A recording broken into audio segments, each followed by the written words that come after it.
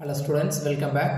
இப்போ நம்ம பார்க்க போகிறது என்ன அப்படின்னு கேட்டிங்கன்னா, யூனிவர்சிட்டியில் கேட்ட ரொம்ப இம்பார்ட்டன்ட் கொஷின் இது. சரிங்களா? இந்த ஸ்டெப்டு பார்லேயே லோடை கொடுத்து சில பேர் லோடு கொடுத்துருவாங்க. லோடோட value 120 kilo newton, 150 kilo newton கொடுத்துருவாங்க. அப்படி இல்லாட்டி இந்த லோடை நமக்கு P kilo newton, Q kilo newton இந்த மாதிரி கொடுத்து சால்வ் பண்ணுறதுல இது ரொம்ப இம்பார்ட்டண்ட்டான ப்ராப்ளம். சரிங்களா? இப்போ இந்த ப்ராப்ளத்தை நான் சொல்கிறேன், சால்வ் பண்ணுறேன் எப்படிங்கிறத பாருங்கள். ரொம்ப ஈஸியஸ்ட் ஃபார்மில் நம்ம சால்வ் பண்ணி காட்டுறோம். பாருங்கள், இது ஒரு ஸ்டெப்டு பார். இந்த படம் கொடுத்துருக்குறாங்க. சரிங்களா? இந்த stepped bar as shown in ஃபிகர்னு கொடுத்துட்டு இது ஒரு ஸ்டெப்டு பார். இது பார்த்தீங்கன்னா 25 mm டயமீட்டர். ரைட்டுங்களா? இதனுடைய அளவு. இது பார்த்தீங்கன்னா கிட்டத்தட்ட 30 mm டயமீட்டர். ரைட்டுங்களா? அடுத்து பார்த்தீங்கன்னா இது பார்த்தீங்கன்னா கிட்டத்தட்ட பார்த்தீங்கன்னா இது 20 mm டயமீட்டர். எவ்வளோ சார்?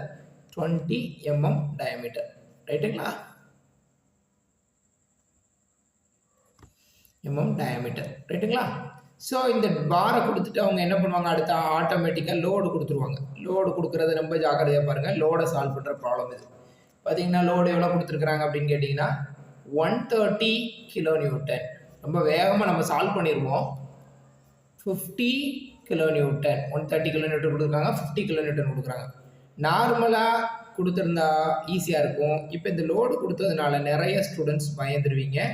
ஆனால் இது பயப்பட வேண்டிய அவசியமே கிடையாது. ரொம்ப ஈஸியாக நான் சால்வ் பண்ணி தர்றேன், பாருங்கள். இப்போ பார்த்தீங்க அப்படின்னா என்ன கேட்டிருக்கான் ஃபஸ்ட்டு, அதுக்கப்புறம் லென்த்து கொடுத்துருக்குறாங்க. பார்த்தீங்களா? லென்த்து பார்த்தீங்கன்னா கிட்டத்தட்ட இதில் 800 mm கொடுத்துருக்குறாங்க. அதுக்கப்புறம் பார்த்தீங்கன்னா 1600 mm கொடுத்துருக்குறாங்க. அதுக்கப்புறம் பார்த்தீங்கன்னா 400 mm கொடுத்துருக்குறாங்க.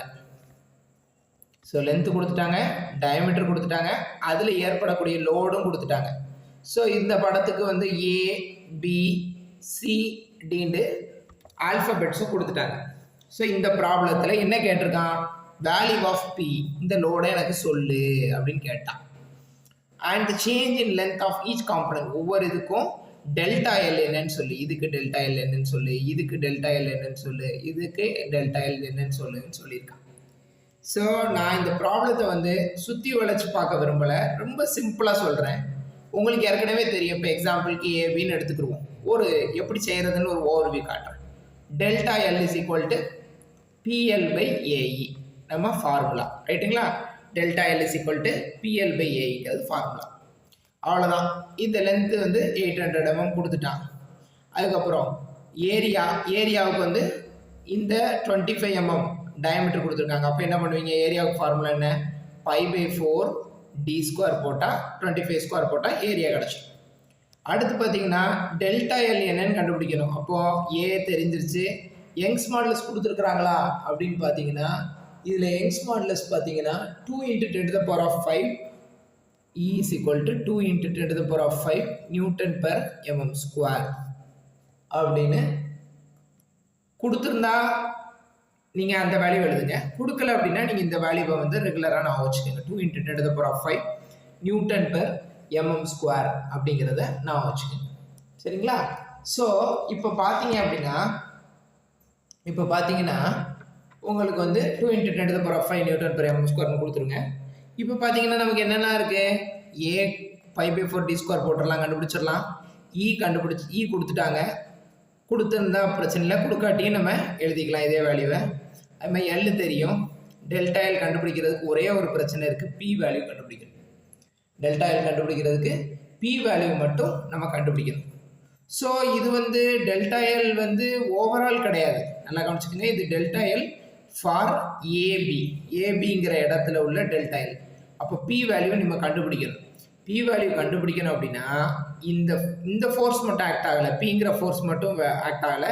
இதில் பார்த்தீங்கன்னா இந்த லோடு மட்டும் ஆக்ட் ஆகலை. இதில் 130 கிலோ நியூட்டன் லோடு ஆக்ட் ஆகுது, இதில் 120 கிலோ நியூட்டன் லோடு ஆக்ட் ஆகுது, 50 கிலோ நியூட்டன் ஆக்ட் ஆகுது, பி கிலோ நியூட்டன் ஆக்ட் ஆகுது. இதில் பியோட வேல்யூ என்ன, மொத்தத்தையும் வச்சுக்கிட்டு பியோட வேல்யூ என்னங்கிறத நம்ம கண்டுபிடிக்கணும்.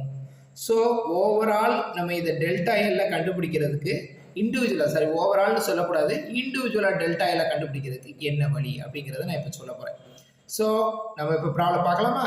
ஸோ டேக் ஏபிங்கிற ஏரியாவை எடுத்துக்கிறேன், சரிங்களா? அப்போ நான் வந்து ஆக்சுவலாக வந்து இப்போ இந்த ஏபிங்கிற பாரை மட்டும் நான் உங்களுக்கு தனியாக காட்டுறேன். இது ஏபி. புக்ஸை பார்த்தீங்க அப்படின்னா கொஞ்சம் வந்து புரியாத மாதிரி இருக்கும், ரைட்டுங்களா? நீங்கள் வந்து இப்போ நான் சொல்கிற அப்ரோச் படி பார்த்தீங்க, இந்த ப்ராப்ளத்தை சால்வ் பண்ணீங்க அப்படின்னா ரொம்ப ஈஸியாக புரிஞ்சிடும், ரைட்டுங்களா? ஸோ இங்கே பாருங்கள் ஏபின்னு இருக்குது. இப்போ நான் இந்த ஏபிங்கிற பார்ட்லேருந்து எடுக்க போகிறேன், சரிங்களா? இந்த ஏபிங்கிற பார்ட்லேருந்து நான் ஸ்டார்ட் பண்ண போகிறேன். இதில் பார்த்தீங்கன்னா 130 கிலோ நியூட்டன் இருக்குது, இந்த பக்கம் பி கிலோ நியூட்டன் இருக்குது. இன்விசிபிளாக நான் என்ன பண்ணிடுறேன், இதில் உள்ள லோடையும் சும்மா எழுதுகிறேன். 120 கிலோ நியூட்டன். அதுக்கு அடுத்து பார்த்தீங்கன்னா இதில் பார்த்தீங்கன்னா 50 கிலோ நியூட்டன். இதை நீங்கள் எழுத தேவையில்லை, இது ரஃப் ஒர்க், சரிங்களா? ஸோ இப்போ நான் என்ன பண்ண போகிறேன் அப்படின்னா, இதை right hand force left hand ஃபோர்ஸாக பிரிக்க போகிறேன். இந்த ப்ராப்ளம் வந்து one of the top 13 marks problem, அல்லது வந்து பார்த்தீங்கன்னா கம்பல்சரி ப்ராப்ளத்தில் வர்றதுக்கு வாய்ப்புகள் நிறைய இருக்குது. ஸோ